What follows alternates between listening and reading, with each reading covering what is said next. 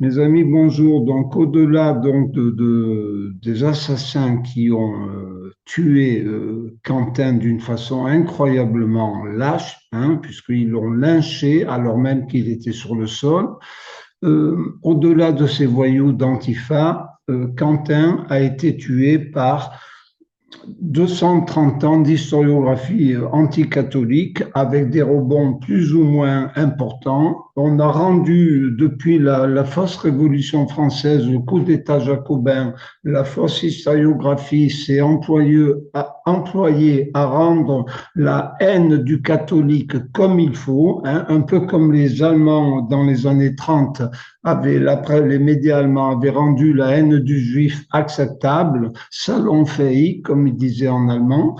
Eh bien, ce lavage de cerveau anti-catholique a fini par créer des conditions où la haine du catholique est déculpabilisée. Hein. Il y a eu des rebonds récents, je pense notamment à M. Vincent Peillon, l'ancien ministre, je crois, de François Hollande, qui avait dit tant qu'il y aura des catholiques en France, la France ne sera pas un pays libre. Eh bien, ce sont les gens comme Vincent Peillon qui portent le sang de Quentin sur les mains. Hein. Presque autant, je dirais, que les racailles d'Antifa qui sont passées à l'acte. Voilà qui a tué en réalité Quentin. Cette haine et cette déculpabilisation de la haine à l'endroit de la Sainte Église catholique. Hein. En Allemagne, c'est pareil. À Hambourg, les Antifa récemment ont saccagé la muraille d'une église. Soit dit en passant, le prêtre n'a même pas porté plainte, ce qui veut dire aussi que la lâcheté des curés et des épiscopats qui n'osent pas porter plainte quand ils se font agresser par la racaille d'extrême gauche ou par les fémènes, en réalité, ce n'est pas de la mansuétude chrétienne, c'est de la lâcheté. Et en refusant de porter plainte, on encourage ces gens-là à aller encore plus loin. De même, quand les Antifa avaient violenté un groupe de pèlerins à Rennes qui s'apprêtaient à aller à Paris pour dénoncer l'assassinat des enfants à naître dans une marche pour la vie, donc le bus s'était fait attaquer littéralement, eh bien personne n'a porté plainte. Donc tous ces faux chrétiens ont aussi leur part de responsabilité, pas seulement ceux qui s'emploient depuis la fausse Révolution française à pourrir l'Église catholique.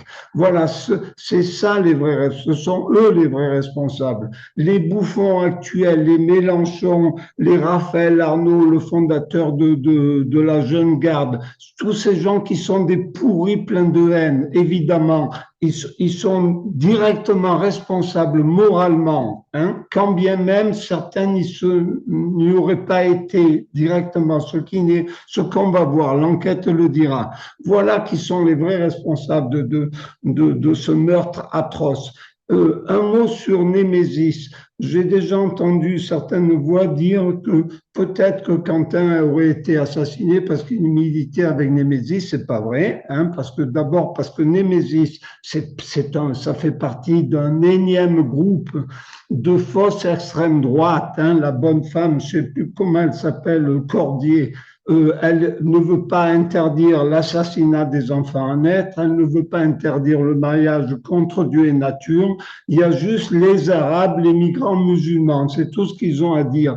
Donc ils sont dans la lignée de Zemmour, de Le Pen, de Geert Wilders, la fausse extrême droite hollandaise qui est financée par les lobbies féministes et LGBT. Ce sont des gens qui en ont rien à foutre de la défense du christianisme en Occident. Pour certains, ils veulent juste faire parler d'eux, une histoire d'ego, hein, ou alors ils tapinent pour le système. Hein, donc, parce que tant qu'on fait une fixation sur le musulman, le migrant musulman qui arrive dans un pays déjà déchristianisé, les lois de la culture de mort, l'avortement, c'est pas les Arabes, hein, qui nous les ont imposées, ok? C'est la franc-maçonnerie historique avec leurs avatars cancéreux que sont les lobbies féministes et LGBT. Ok, donc Némésis ne condamne pas tout ça. Ça veut dire que ce n'est pas un parti dangereux pour le système, pas plus que ne les Zemmour ou Le Pen.